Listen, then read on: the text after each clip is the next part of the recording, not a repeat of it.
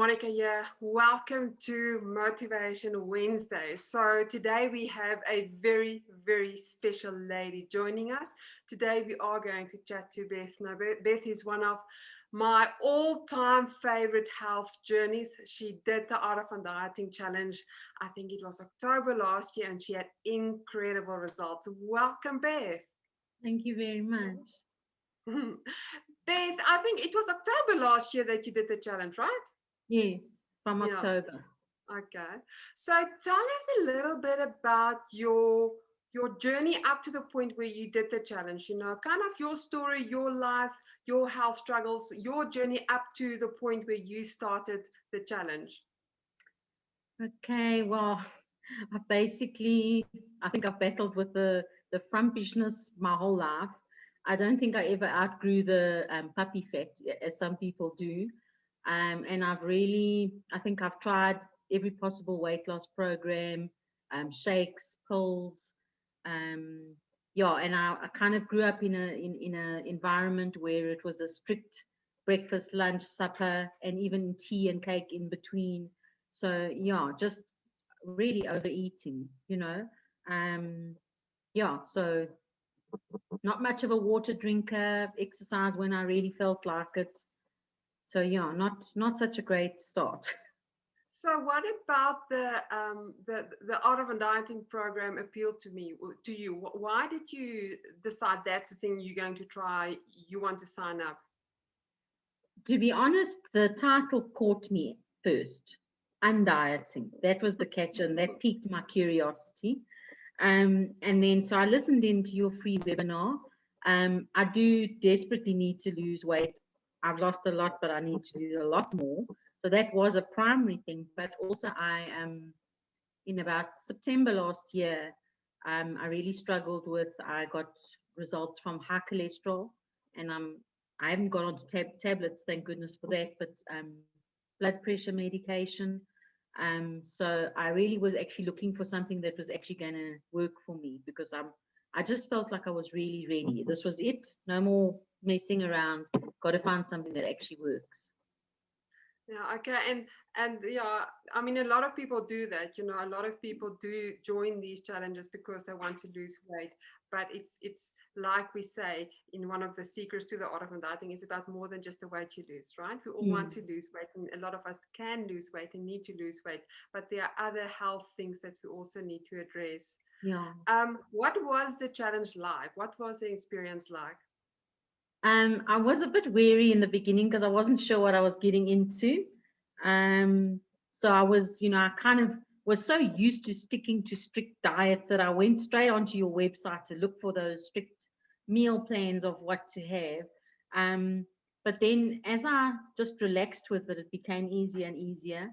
I really enjoyed the part with having accountability. I think that actually makes a person be more serious, and your coaching was really very helpful for me, and being on the group with the support and the sharing ideas and meals, that actually just made everything a lot easier, and it started making sense to me. And what you always said about don't weigh, I don't know, I think girls have this fixation with weighing, and it's actually, you need to take notice of your measurements, and that is actually so much more encouraging because you can feel it on your clothes and you can see it. I mean, my calf muscles, for example, they used to be these big fat blobs, and now they've actually defined. And and I'm besides that, I'm actually feeling a lot healthier. I've had a day where I've by mistake forgotten my medication, and I felt absolutely fine, where before, when I forget it, I would be all dizzy and kind of go into the wall a bit, and so I've felt the difference in that way. Yeah. And the meals, did you enjoy the way of eating real unprocessed whole food? Was it difficult to get used to it? Was it delicious? It was difficult in the beginning because it's as I say, it's like a whole change of mindset, really. And but the more I did it, and the more I experimented, and the more I tried different things, the more I enjoyed it. And as you say, you can actually enjoy the veggies. You can make tasty, delicious, colorful meals. Um, yeah, you can be creative and feel quite full, like a whole big bowl of colorful food is lovely and quite filling. Yeah. And it's all about the mindset also, the way you look at the food. Yeah, I've really discovered with that also is that I think also with the way you think, not only about the food, but I read something that a guy said on Facebook the other day. He said it's not, you mustn't think about what you're going to lose, you must think about what you're going to gain. And yeah, it's, if you go around thinking, oh, I can't have that, I can't do that, I can't have that, I'm missing my favorite food, I find that is actually a downfall, especially because you listen to what you're saying and thinking. Correct. But if you go around thinking, well, I can have that, but I choose not to, that's actually like my one colleague at work said, oh, but you're not allowed that. And I said, I am allowed that. I'm allowed anything I want, but I'm choosing not to have it. I So yeah. love that. That is why I love you so much. And what I remember about your journey is what was so that stuck to me is you were so driven and committed to the process. You did all the sessions, attended all the workshops. You were open for new things, new ideas, and new mindset. And that was what made your journey so special. So before we get to your results, what did you learn? If there was one or two things that you took away from the Art of Undieting challenge, what would those things be? My biggest thing is the mindset thing, because we so often listen, we don't realize how much we listen to what we say to ourselves, so which I've already explained. And then another thing is to what you've said is listen to your body. So often you just eat because it's breakfast time, or you eat because it's tea time or lunchtime or supper time, and actually listen if you're hungry. If you're not hungry, don't, So I don't stick to 3 meals a day or 2 meals a day or 5 meals a day. I eat when I'm hungry, and if I'm not, I don't. And a big thing for me was I had to learn about habits that I'd formed, the stresses and the emotional side of eating. For me, growing up, when you watch a movie at night, the natural thing to do is just have a snack. So I had to kind of get my mindset right with that also, because often you find yourself sitting and thinking, well, what can I snack on while I watch the movie? And then, so now if I really have that, then I love my nut butter with strawberries. So I'll do that. And I'll have Yeah. water to try and fill me up more.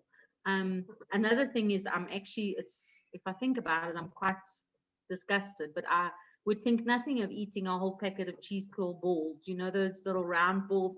And I can actually walk past the aisle and not even be tempted. I'm not even phased. I haven't had chips for before I started with you. So it definitely it's a mindset thing. And as I say, with listening to your body, I don't often sleep during the day, but I've had a time where I feel I'm tired and I actually go to bed at 8. It's crazy. But yeah, if you and exercise, I think probably is my worst thing at the moment because I'm quite busy.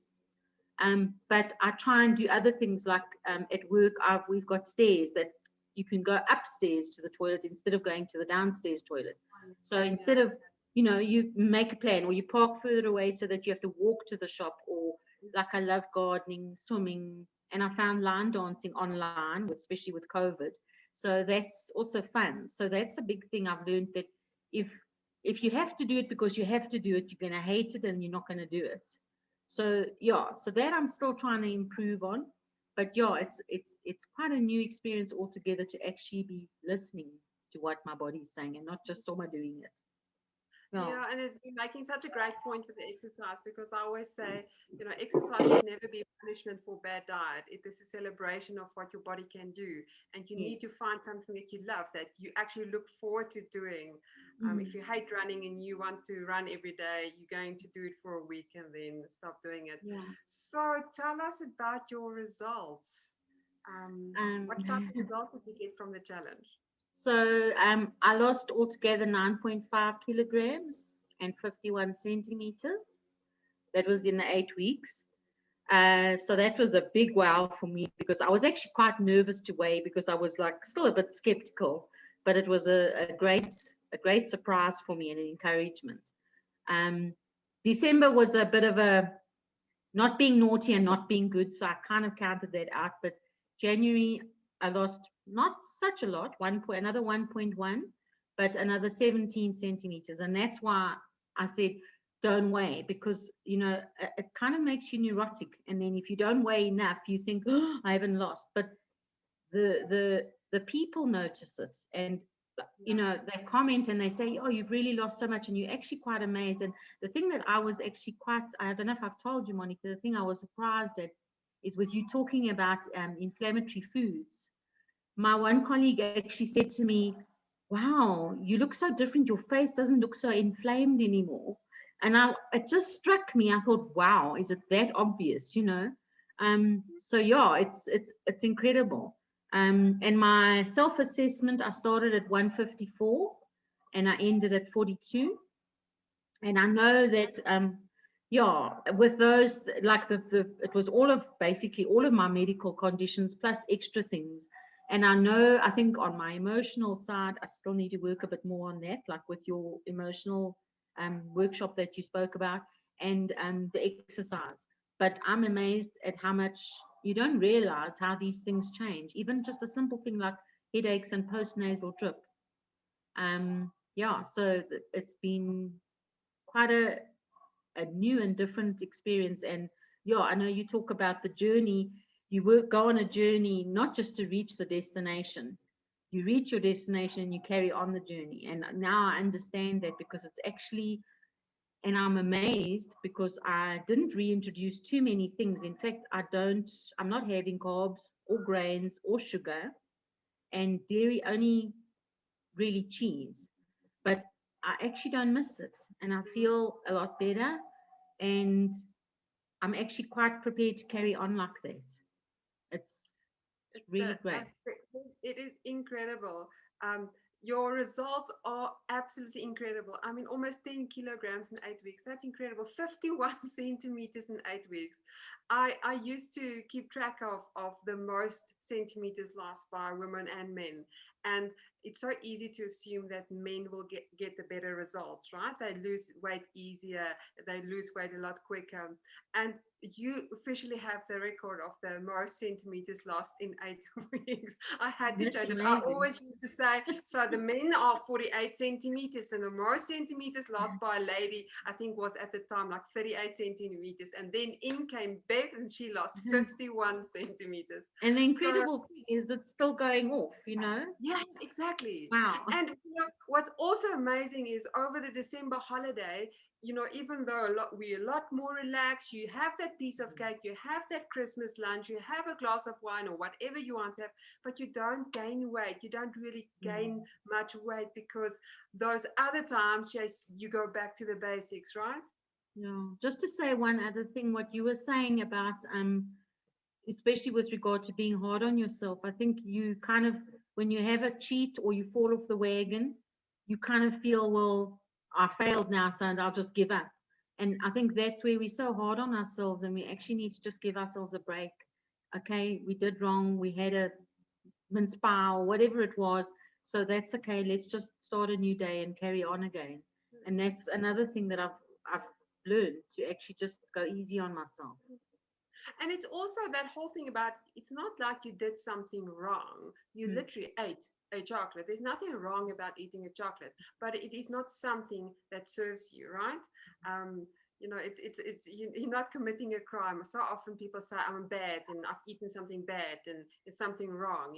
It's just about, and I love what you said earlier about, I choose not to, because I choose my health, I choose my life, I choose me, and that's a big But even difference. when you do, your body tells you. It's incredible. A simple thing like just having milk in a cappuccino, you know, or real milk in coffee. You get that post nasal drip, or if you have something that's got a bit of sugar in, then there's something that your body starts shouting at, and then you Yeah. think, oh no, you know what? Just stay away from it.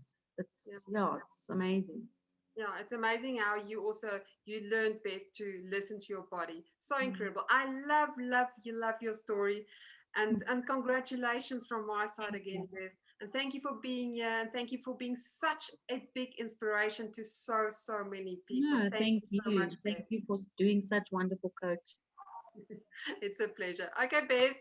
I'll talk soon. Bye. Bye.